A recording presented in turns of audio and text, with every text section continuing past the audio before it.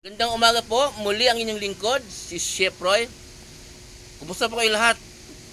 Shout out po sa lahat ng makakapanood ng video ito.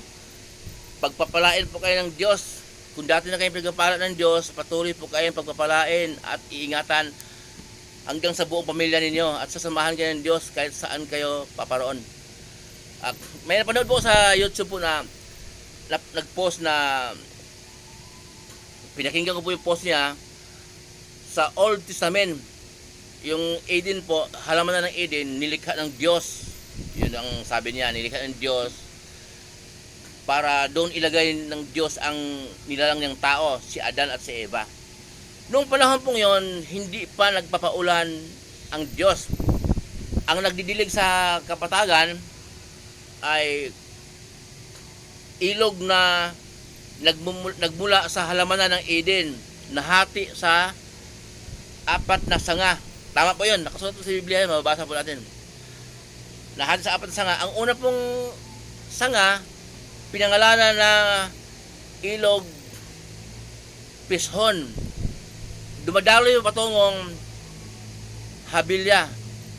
At ang pangalawang ilog po, pinangalanan ng Gihon, dumadaloy po patungong Ethiopia. At ang pangatlong ilog po, pinangalanan ng Tigris, dumadaloy po patungong silangan ng Assyria. Ang pang-apat na ilog po ay dumadaloy patungong Euphrates. Yun po ang apat na sanga na nagdidilig sa yung ilog na lang sa Eden. Apat na sanga ginawa ng Diyos, nagdidilig sa kapatagan. At ang sabi po niya, mayroon pong nagsabi na, di ba, ginunaw ng Diyos ang daigdig dahil makasalanan ng tao sa pamamagitan ng pangdaigdig na baha.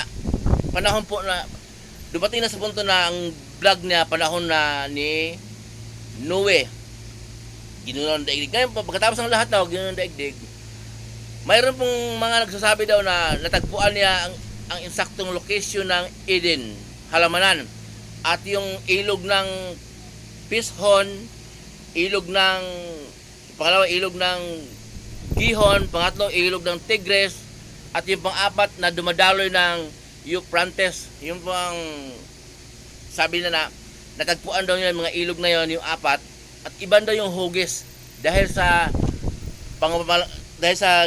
ginawa ng Diyos na parusa sa mga tao, ginawang baha ng pandaigdigang baha, at pati po yung halaman ng Eden, natagpuan daw po nila na dito ra po ang eksaktong location. Sabi naman ng iba, hindi dyan.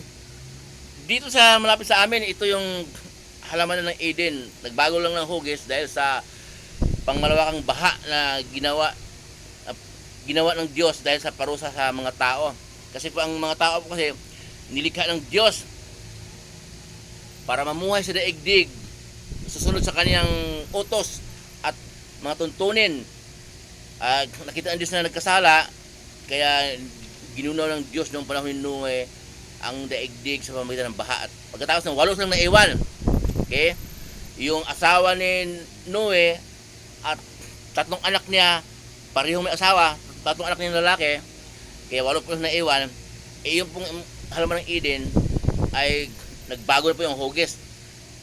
Ngayon po, nabanggit na yung lingkod na madalas na ang Biblia po, nandiyan yung salita ng Diyos at utos ng Diyos na isulat. Nung Old Testament, utos ng Diyos, ang unang nagsulat noon, si Moises, hanggang sa susunod ng mga propeta, si Salomon, matalino yan, maraming sinulat. Pagdating po ng New Testament, inutusan ng Diyos na isulat ng mga apostol ni Jesus para sa panahon natin mababasa. Ngayon po, yun po ang salita ng Diyos sa Biblia. Diyan po tayo babase kung ano ang kalooban ng Diyos, kung ano ang tuntunin ng Diyos. Kapag lumagpas na po tayo dyan, sarili nating karunungan. Kapag nandoon natin sa sariling karunungan, mauwi po sa kayabangan. Palibasa, ang runong mo, hindi na sa Diyos. Sarili mo na. Kaya basahin po natin kung gaano katotoo yung Eden halaman na natagpuan nila. Basahin po natin sa Genesis po 3:22. Pakinggan po natin. Pagkatapos, sinabi ng Diyos, katulad na natin ngayon, ang tao, sapagkat alam na niya ang mabuti at masama. Baka pumitas siya at kumain ng bungang kahoy na nagbibigay buhay at hindi na siya mamamatay. Kaya pinalayas niya sa halamanan ng Eden ang tao upang magbungkal ng lupang kanyang pinagmulan. Pinalayas nga siya ng Diyos at sa dakong silangan ng halamanan ng Eden ay naglagay ang Diyos ng bantay na kirubin. Naglagay rin siya ng espadang nagniningas na umiikot sa lahat ng panig upang hindi malapitan ni numan ang punong kahoy ng buhay. Yun po. Pinalayas ng Diyos ang tao sa halaman ng Eden. Si Adan po yun, saka si Eva. Nagkasala sila dahil tinukso ng ahas na pinagbili ng Diyos, na pinagbili na wag kumain ng bunga ng prutas na yan. Kainin mo ang lahat ng bunga ng prutas na yan, pero yung pinagbawal ko sa iyo, wag kainin. Kinain po niya. Kaya pinalayas ng Diyos si Adan at si Eva sa halaman ng Eden. Binasa niya yung lingkod. Biblia po to ha, hindi ko to kwento. Binasa niya yung lingkod. Pagkatapos pinalayas ng Diyos sa halaman ng Eden, lumayas na. Ngayon, sa silangan ng halaman ng Eden, naglagay ang Diyos ng bantay na kerubin. Ano ibig sabihin ng kerubin po? Anghel yan. Naglagay ng bantay anghel at sa bawat panig naglagay ng Diyos ng espadang nagniningas para hindi malapitan ni numan ang punong nagbibigay buhay. Dalawa pala yung punong pinagbawal ng Diyos. Yung punong nagbibigay ng kaalaman at yung punong kahoy na nagbibigay buhay. Ngayon, kung intindihin po natin, wala pong taong ngayon sa panahon natin, wala ng taong makakakita sa Eden at wala ng taong makakalapit doon dahil winala na ng Diyos sa mata ng tao. Pinalayas ng Diyos ng tao sa halaman ng Eden. Bakit po natin sabihin na may Eden ngayon na doon yung saktong lokasyon, doon nakatira yung mga yan, ay ngayon nagbago ng isip, hugis dahil sa baha. Hindi po. Noong si Adan si Eva, pinalayas ng Diyos sa halaman ng Eden, magmula po noon, hindi na makikita ng tao yun, yung halaman ng Eden na yun. Ayan po, binasa ng lingkod, kung ating intindihin, kaya huwag po tayong lumagpas sa salita ng Biblia. Yung Biblia po ang totoo.